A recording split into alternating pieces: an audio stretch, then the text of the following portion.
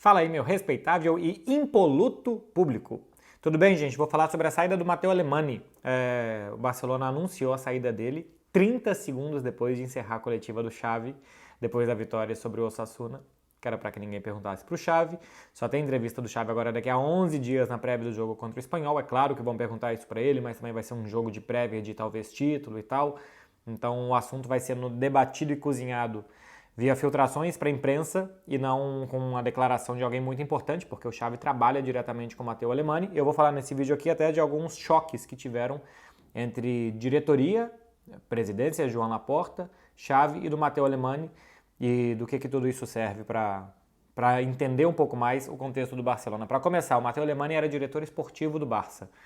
Então, ele era quem tomava as decisões do rumo que o futebol do time ia levar. É claro que ele não tomava essas decisões sozinho, afinal das contas era um trabalho em equipe do Laporta, com ele, com o Xavi e especialmente esses três pilares, né, com a hierarquia de Laporta, depois Matteo Alemany e depois Xavi. Mas, por exemplo, é ele que tem, ou que deveria ter, autonomia de decidir o perfil de contratações, de renovações, de quanto que vale gastar em cada posição, onde que é mais importante investir. Então, se você tem 50 milhões de euros, é melhor comprar um zagueiro ou um atacante? Um lateral novo ou um volante experiente? E por aí vai. Ele deveria ser quem decidia isso. O presidente deveria ter o papel... Eu estou falando tudo deveria, porque no Barcelona tudo se mescla. O presidente deveria ter o papel de conseguir dinheiro, de conseguir patrocínios, de ter um diretor responsável por tomar decisões esportivas, inclusive de contratar um técnico, e um técnico que vai conversar e decidir com esse diretor quais serão os perfis de jogadores que vão chegar, os jogadores que vão sair, por que isso vai acontecer, onde que quer que o time chegue, as ferramentas para chegar até ali. Então, num cenário perfeito, a coisa funcionaria assim. Só que no Barcelona, pelo que a gente vê das filtrações que estão saindo depois da saída do Matteo Alemany, não é assim que funciona. Vou começar pelo ponto principal, talvez, ou o ponto que de cara mais assusta, é que ele vai sair do Barcelona para ir para o Aston Villa.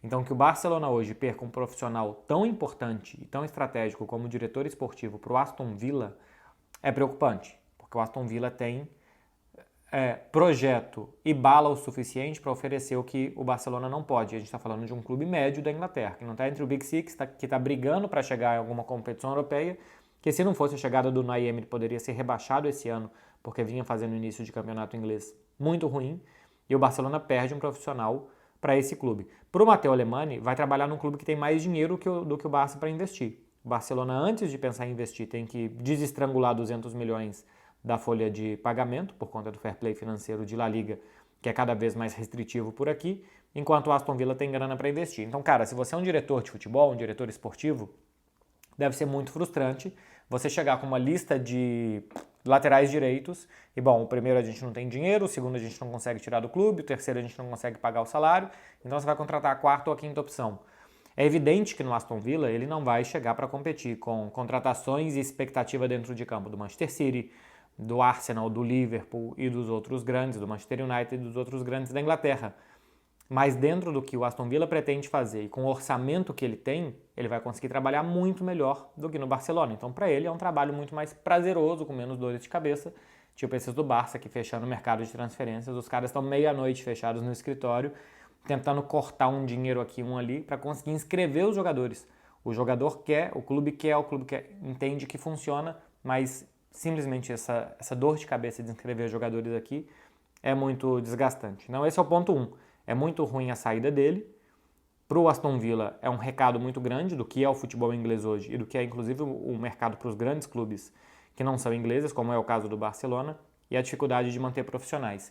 E aí depois vem a análise do trabalho do Matteo Alemany. Por exemplo, ele não queria, segundo a gente já está vendo filtrações, que se renovasse contratos de Sérgio Roberto e de Sérgio Busquets, especialmente pelo tanto que o Sérgio Roberto renovou. Então, de cara, o torcedor do Barcelona fala, pô, esses caras já deram o que tinham que dar, tem que trocar, tem que substituir, tem que rejuvenescer, então o Matteo Alemany está certo. E por que renovou? Porque o Joan Laporta interferia muito no trabalho dele. Também tem notícias, por outro lado, de que o Matteo Alemany não quer a volta do Lionel Messi. Entende que a volta do Messi pode estrangular o fair play financeiro do Barcelona, porque vai investir muito em um jogador e tal. Então, se se você está de acordo com o Matteo Alemany no caso de Sérgio Busquets e de Sérgio Roberto, eu imagino que o torcedor do Barcelona não esteja do lado do Matteo Alemany nessa filtração que teve, nessa notícia filtrada de que ele não era favorável à volta do Lionel Messi.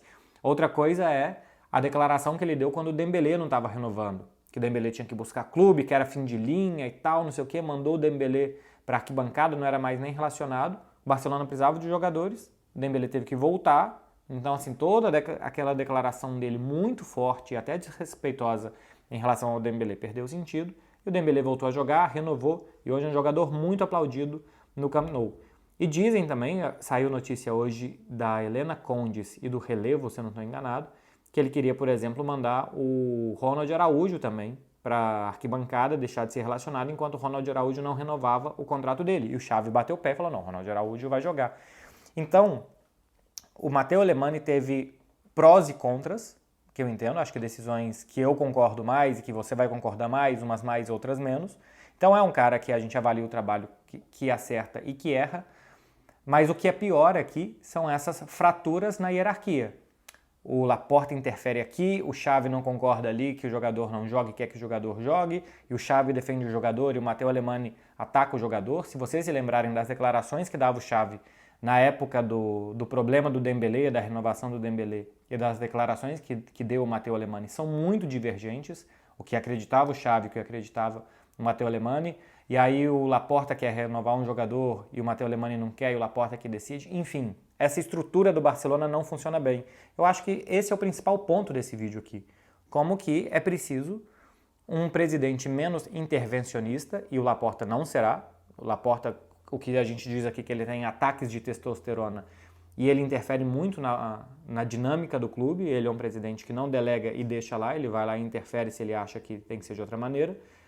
E outra coisa é que o técnico, que trabalha de braços dados com o diretor esportivo, não estivesse de acordo com muitas das decisões desse diretor esportivo. Então essas fraturas são muito ruins para o funcionamento de um clube de futebol, que as funções, uma passe por cima da outra e que um não concorde com as decisões do outro, que isso fique muito evidente, é muito ruim para que o clube funcione bem.